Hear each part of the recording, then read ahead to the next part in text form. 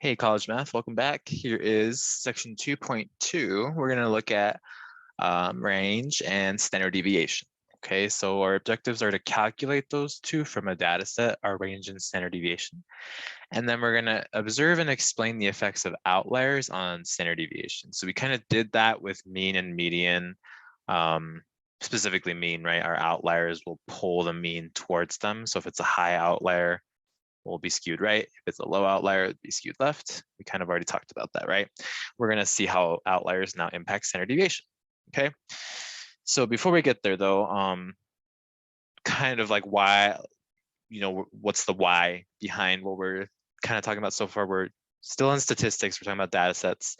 The two important characteristics, I wouldn't say the most, but two important characteristics about a data set are its center and its spread, okay? We already talked about center in, that should say 2.1, my bad.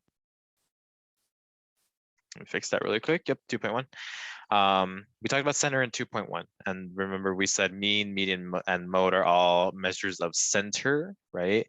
They're all kind of measures of this quote unquote average, right? Average can, like when we say average, when we throw around the word average, we kind of can mean any of these three, even though you're probably used to average being the mean, right? It's kind of similar with measures of spread, okay? When we think about spread, it's how spread out our data values are, okay? So the center of the data set and how spread out the data set is two pretty important ideas. And we're going to talk about spread in this section and in 2.3. So in 2.2, right now, we're going to cover range and standard deviation. And then in 2.3, we're going to cover this thing called the 5-number summary, which kind of leads us to be able to create what's called a box plot. Okay, so we'll get there. Right now, we're going to focus on range and standard deviation. So let's start with the range.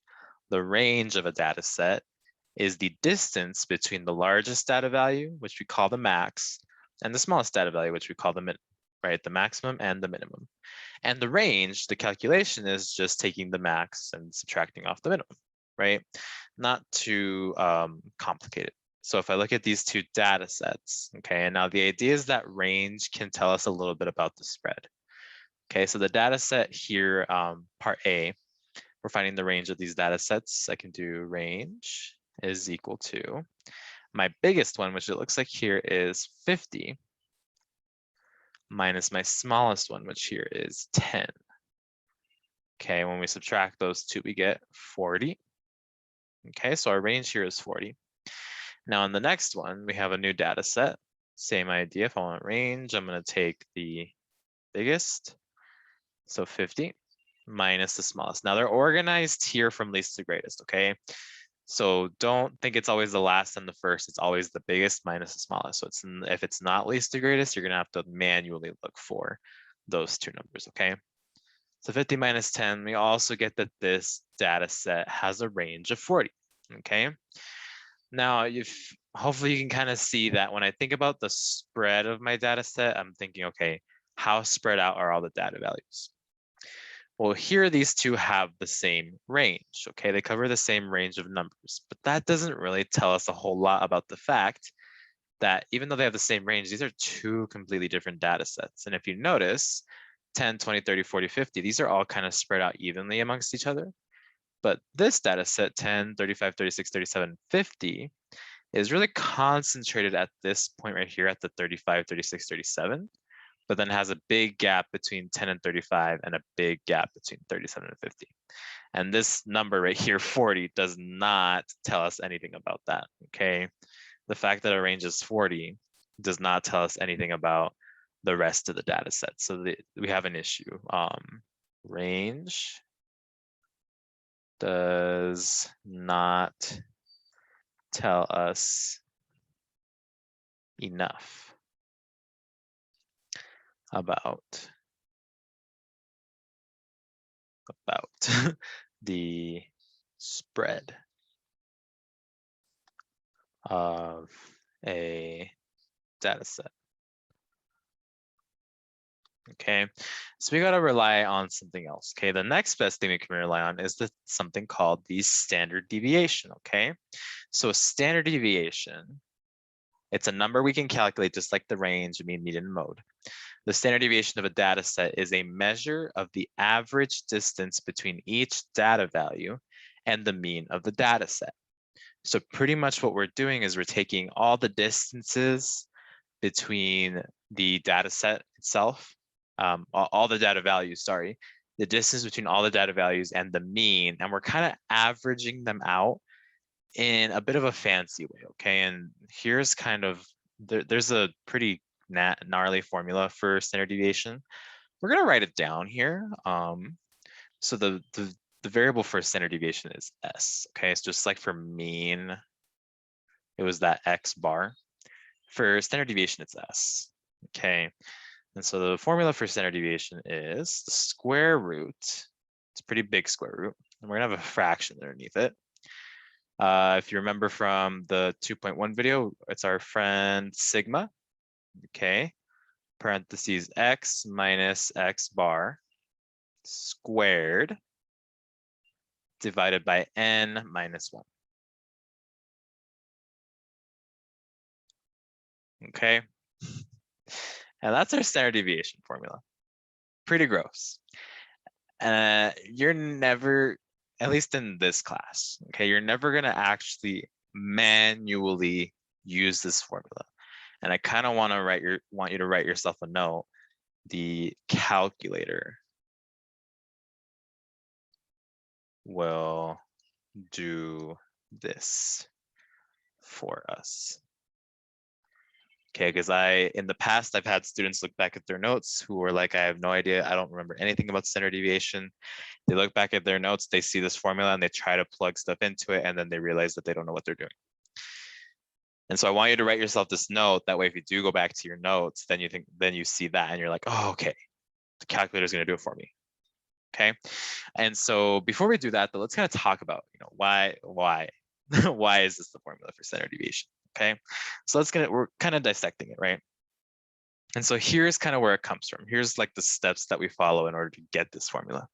We start by finding the mean, because remember, the standard deviation is the measure of the average distance. So average distance between each data value and the mean, okay? So X bar is our mean. And when we say X right here, this is all the data values, okay?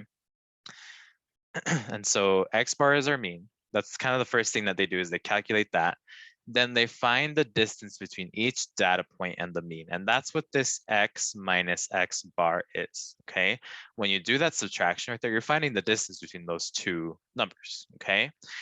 And actually, while we're here, another word for distance, when we talk about distance, numerical distance in math, that's called a deviation. Okay, and so now you're kind of I hope you're starting to see, oh, that's why it's called standard deviation, right? It's kind of standardizing all the distances or deviations of the data values from the mean, okay? So we're at X minus X bar. Then we're gonna square all those distances, and the whole point of doing that is to make them positive, right? Because maybe our average, let's say our mean is 29.7, and we have a data value of 10. 10 minus 29.7 is a negative number. And we want to kind of get rid of negatives for right now. So I'm going to do X minus X bar squared for every single data value. We're going to add up the squares and divide by n minus 1. Okay, so that's where the average comes in, right? Adding everything up and dividing by, in this case, n minus 1, to kind of account for the fact that we're squaring and square rooting. We have to have a little bit of leeway here in terms of like, okay, it's not perfect. I don't want to divide by the full number. I need to do n minus 1. Okay, so that right there is doing the sum of all the squares. So X minus X bar squared divided by n minus 1. And then the last thing we want to do is undo the squares, quote unquote. This is not a perfect removal of the square root, but it's kind of all we can do at this point, right? So I'm going to square root everything. So square root of the sum of X minus X bar squared divided by n minus 1. Okay, this is just to kind of show you like why, like where this formula comes from, like why is it the way it is.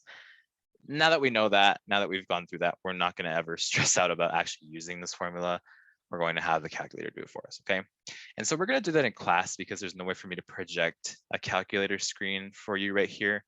We're going to do this in class when we do our 2.2 practice, okay? So if you missed that day, you need to come talk to me so we can kind of walk through that together.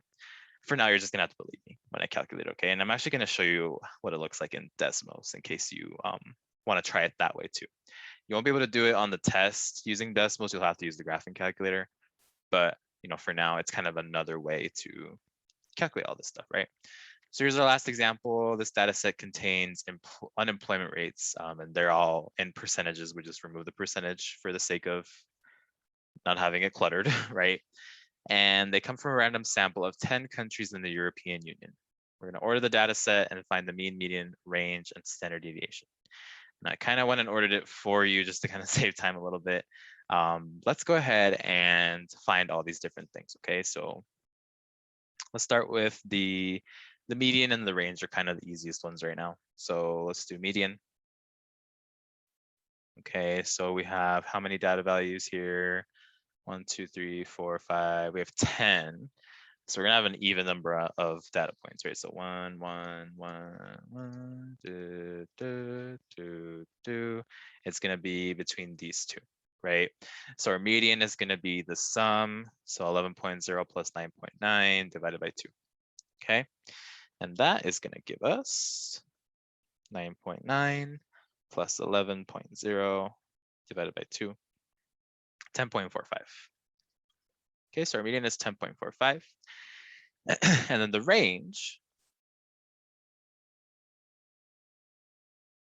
is going to be the 26.7, so the biggest number, minus the smallest number, 4.7, which that comes out to 22. Okay, and so now for the mean and the standard deviation, we're gonna have Desmos do that for us. Okay, so I'm gonna switch my display here to Desmos. All right, and so the idea behind doing it in Desmos, again, you don't have to do it this way. I'm going to teach you how to do it using your graphing calculator in class. But if you're curious, you could create a table in Desmos, and it's on your iPad, the school issue iPad. You can create a table using the plus button in the top left-hand corner and click on table, and that'll open this up for you, and you can fill it with all the data points like I did here. And the nice thing about Desmos is now I can click on the next entry. I can go to Functions, Stats tab, and look for STDEV, standard deviation, and type in this X underscore 3. Let's see, using this button right here, 3. And it calculates the standard deviation for me like that, okay? And so there's our standard deviation, 6.27. And while I'm here, I'm gonna get the mean as well. So I'm gonna go to stats in my functions button, mean, same thing, I want X. Where is it? This button right here, 3. And there is the mean. Okay, so 11.24, 6.27. We're gonna head back. So our mean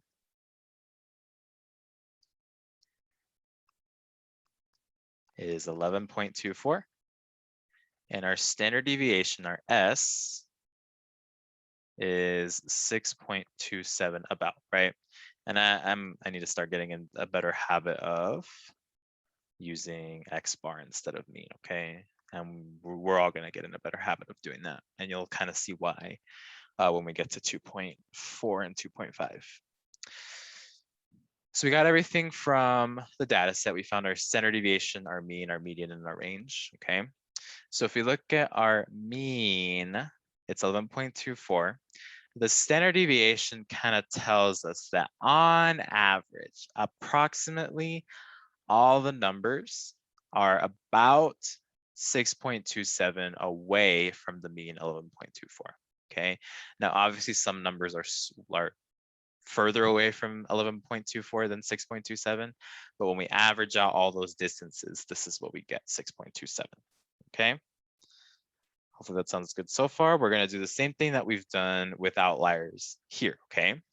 So if I look at my data set, are there any potential outliers? Hopefully you can kind of see that. Yes, we would say 26.7 is kind of an outlier, okay?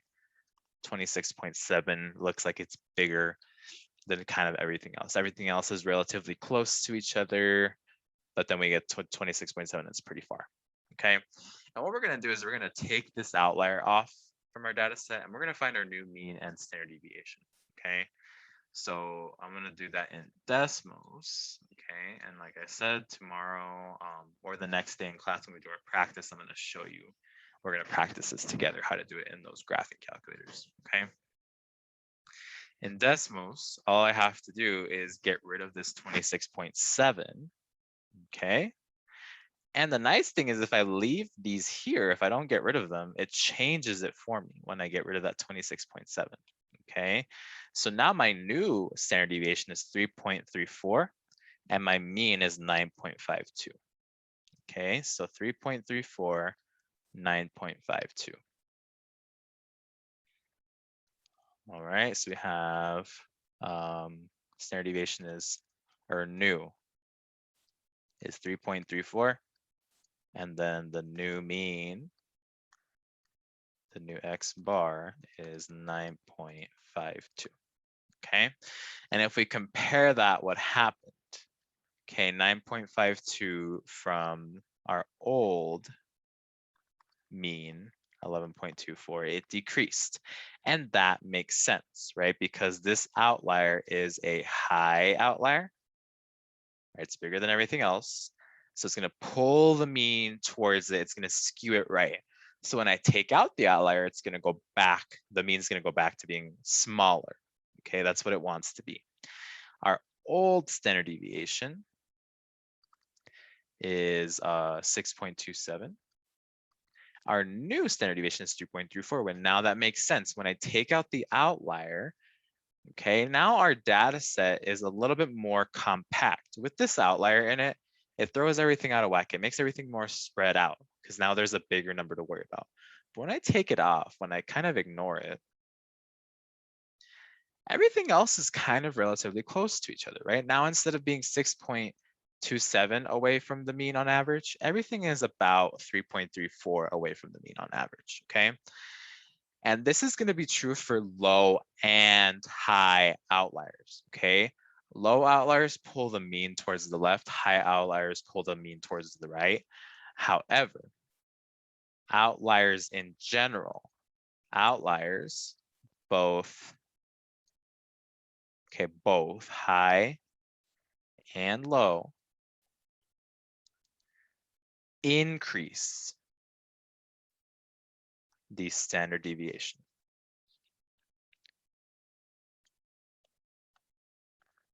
Okay, and again, that's because standard deviation tells us how spread out a data set is.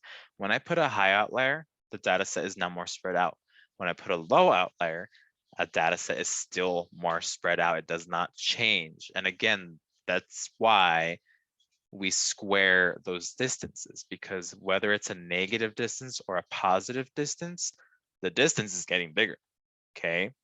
And so that's kind of why we took time to explain this formula, just so you can kind of see, okay, yeah, even though I'm putting in a smaller number or a bigger number, the distance is getting bigger. Okay, no matter what, even if I have a mean of 1 and I put in a 10 or a negative 10, those are still the same distance away from that one. Okay. All right, standard deviation in a nutshell, y'all. Hopefully that sounds good. Hopefully that makes sense. Like I said, in class, when we do the practice for this, we're going to learn how to find that standard deviation in our graphing calculators so that we don't have to worry about using that nasty formula. Because you can use that nasty formula by hand, but no one's got the time for that. Okay. All right. Have a good rest of your day. I will see you in the next one.